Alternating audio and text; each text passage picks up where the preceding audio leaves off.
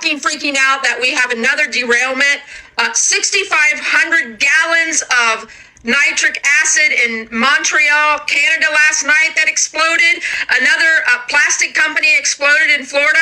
We have fucking earthquakes, cyclones. We are all being attacked. It doesn't matter what the fuck you believe in or what your politics are. Amanda Brashears was going to feed her 5 hens and rooster this morning when she discovered them all lifeless, practically in the same position. If we can do this to chickens in one night, imagine what it's going to do to us in 20 years. First, I want to say the area that I'm already in, we're already smelling chemicals and stuff over here. Where before I went, I made sure I was dressed up in a biosuit. Okay, if you haven't gotten the memo, we are under unrestricted warfare. And whenever the citizen population is under unrestricted warfare, it's up to us to protect our health. It's on us to make sure that we prevent disease from spreading. So if you are affected by the chemical spill, Arizona, Palestine, Ohio, Detroit, Florida, pay attention. I'm going to show you 4 things to do to protect your lungs, protect your home, and protect your kids and your pets against these chemical spills. Now, there are plenty of natural remedies that I can implement that will help fight against the poison that's being released into your atmosphere. However, they're not readily available. So I'm only going to focus on natural remedies that are available that you can actually get your hands on today or tomorrow, because time is of the essence. Let's get to it. So the inhalation of vinyl chloride and other toxic chemicals not only dramatically affect your endocrine system, but they affect your respiratory system. So we want to get that respiratory system strong. The number one go-to out of the mint family to heal the lungs would be thyme. Now, this is the thyme that I grow at home, but you can get this at any of the box stores. And the important aspect of thyme, what it does, it actually helps reduce the inflammation in the respiratory system, but it has a compound in it called carvacrol.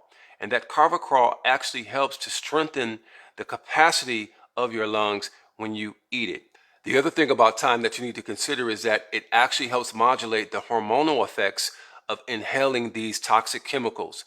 There's a chemical in here that helps modulate progesterone, and that progesterone modulation branches out into some of the other hormones that you need for proper balance as well. But long story short, this is very, very powerful to help strengthen your lung system, to also help repair the endothelial tissues that are lining your respiratory tract and give you the full protection that you need against these toxic chemicals.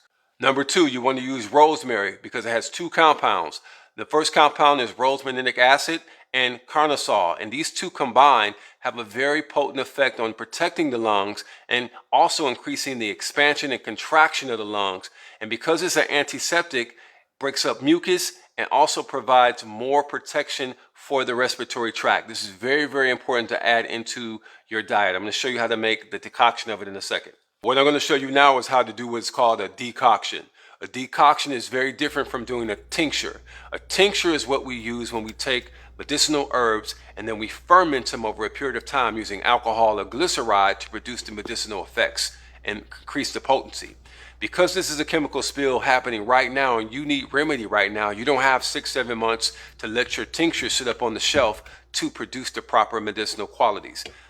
What we're going to do instead is called a decoction. A decoction is when we take the herbs and we boil them in water, simmer them in water for 1 to 2 minutes or 1 to 3 minutes to extract the medicinal properties and then to increase the potency of those medicinal properties. We make a tea out of it or we just sip it in our water. Very simple. All right, so I showed you how to do a decoction. Now, what do we do to get these toxic fumes out of our environments and our homes? What do we do to protect our kids and our pets? The number one thing you can do is get this right here. This is called aloe vera. I know you're familiar with it. You can probably get it at Whole Foods, Kroger's, you name it, Walmart. This is a very, very important cacti because what it does is absorb the toxins and the chemicals that are in your environment. This aloe vera can absorb several times in its weight formaldehyde, benzenes, and some of that vinyl chloride that's in your environment. So it'll suck that up into the plant and then disperse of it properly through the filtration process.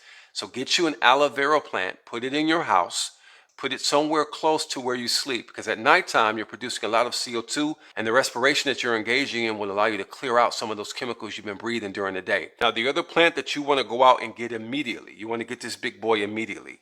You may know it as black coral. Some people say mother-in-law's tongue, but I call it the snake plant. And this plant is so unique compared to other plants because what this plant does that other plants don't do, this plant produces oxygen at nighttime as opposed to the daytime. Most other plants produce oxygen in the daytime. This plant produces oxygen in the nighttime, which means you need it in your bedroom, especially with your kids. So put it in your kids' room, put it around your pets. Make sure this plant is in your bedroom at night. It will produce more oxygen in the room, therefore allowing you to absorb more of the oxygen, and that will help improve and cleanse the lungs properly. Last but not least, for your dogs and your pets, we're going back to rosemary. Rosemary is approved as a safe and effective way to help dogs' respiratory systems. So you want to use this in their dog food, chop it up, put it in the dog food. They might not want to eat the dog food, so you have to be very sneaky about getting it into their food. Or you can make a decoction of it that I showed you here in the video and then feed it to them through their water. So those are the tips and tricks of everything that's been going on. Like and follow. We got more.